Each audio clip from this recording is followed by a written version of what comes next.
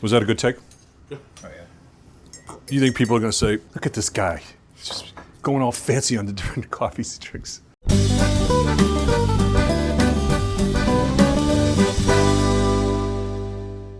Hello, and this is Coffee with the Archbishop. I'm Archbishop Christopher Coyne, and we're out of the studio and down in the little kitchen of Nyland Hall, where I live here in the Bloomfield at St. Thomas Seminary grounds.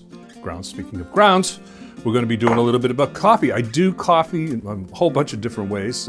Sometimes someone will bring me an iced coffee from Dunkin' Donuts. That's a nice way to do it. But we have Keurig, which at the office, you have to, if you want coffee, sometimes you have to use the cups. But I use it, but I also use an insert. So I use my own coffee and then I put it into an insert which goes into the Keurig and you can make your coffee with that way. But first about the coffees. My favorite coffee is this coffee. It's Coffee of the Cross. It's from a Catholic collective in Nicaragua. They will just, you ask them for different types of beans and they'll cook it for you, and get it nice roasted. And they'll ship it, usually they ship from Miami, and they like to ship it in 5-pound bags. It's a little bit expensive, but all the proceeds and profits go to the people in that village in Nicaragua, in that community, that Catholic community of the Franciscans. So I've got my grinder here. So for the first two, I use a fine grind, not a truly fine grind, because you can't really do that with the Keurig or else it's gonna clog everything up. But it's a pretty small grind, and just give it a little bit of a go.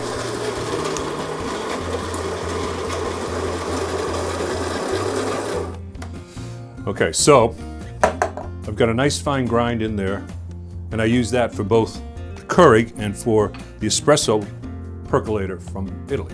So this one's easy. You just take a little Keurig cup, put it in.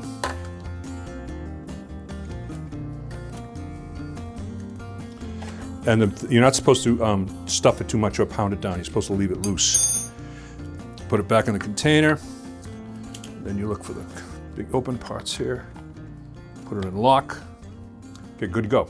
So then you just take it, put it in, drop it in, turn it on, and then once you get it going, get yourself a nice cup of coffee. I'm not gonna turn it on because of the noise. The second way I use this is, I need a little bit more, this is one of those coffee espresso makers from Italy, really low tech. But it just makes great coffee, and it's what I'll oftentimes, if I've got a little bit extra time in the morning, I'll use this because it gives you a much stronger and fuller cup of coffee. So you take this reservoir, right? Fill it up pretty much about to the brim. Put in the basket. Add your coffee. Put in a little bit too much water, I think, but that's okay.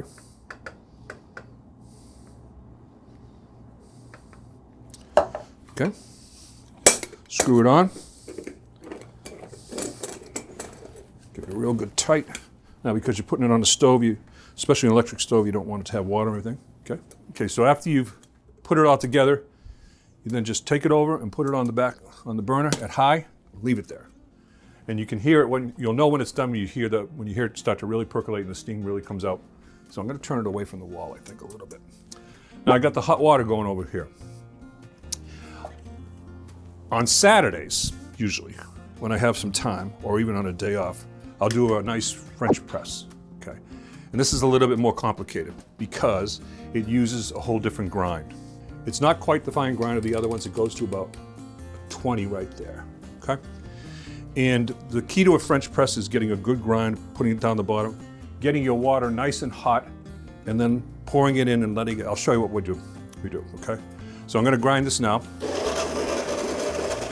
Okay, now usually I measure about 1.5 ounces of coffee on a scale. However, the scale's not working.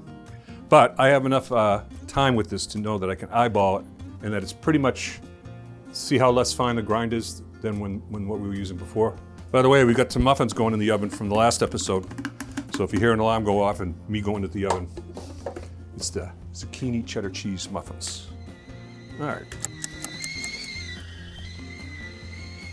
Okay, so the kettle's boiling. Taking it off, shut off the burners. All right, now, 225 or when water boils is kind of where they want it. But a lot of people say don't put it right away. Let it sit and get down about 2 or 3 degrees less. Okay. And I thought this was a myth, but all the baristas, the guys at these places down in West Haven, around Yale, I said to the guy, "What's this thing about blooming the grounds for the CO2?" He says, "Oh, it's true, because when they roast coffee, there's some CO2, carbon dioxide, left in the beans, and when you grind them, there's still some left. So what you do is you put a little bit of water in, give them a stir, and you wait about 20 seconds. So now I'm just going to add the rest of the coffee and water to the line. My friend who does this, like he's a mad scientist, would be mad that I'm not measuring everything out. But 4 minutes. Start. Let it sit for 4 minutes. Give it a stir. Okay, while we're waiting for the espresso to boil over and we're waiting for the French press to finish kind of working its magic, I'm going to now do the Keurig thing. I like this for one reason in particular. It's green. You're not throwing away those plastic K-cups and everything like that. You just use it over and over again. Okay, the Keurig is going, and you can see the espresso is going, and it's really cooking over. And I don't want to do it right now because of the steam, but you can see a little bit of bubbling. All that water is forced up through the grinder into the inside. Keurig's going, Italian coffee's going, got another 1.5 minutes on the French roast. Let's start with the Italian mocha. Even though I'm not using Lavazza or Italian espresso, you can use any coffee that you want. I happen to like the Colombian dark ground. Look at that. See, it's already making a little bit of a mess because I didn't wait. And up here, we have an even bigger one that can make like 2 really good cups of coffee. Okay, so that's done. We're looking at 22 seconds on this. The Keurig is done. Look at that, baby. It's another one. And finally, how do you take your coffee? I take mine with a little bit of milk. Give it a little stir. Where is it? It is right there. You want this towards the beaker, or just give it a little press.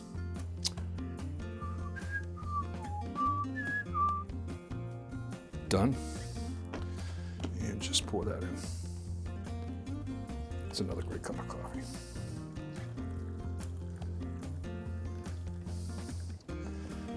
So there you go. Oh, my muffins. Alexa off. Right in time. It's like we did this perfectly cued in. So the camera crew, David, which one are you on? I don't think I've ever had a French press coffee, so I think I'm going to try that. How do you take it? I'll take it with a little bit of milk, whatever you got. Okay. You a coffee drinker, Zach? I am. I'll take the mocha since that's the one I have not had. Thank you. You taking it with anything? Nope, it's black. All right, I'm going to have my Keurig. And you've been watching Coffee with the Archbishop. Toast to David and Zach as we enjoy our coffee together. 3 different ways. Easy, more, harder.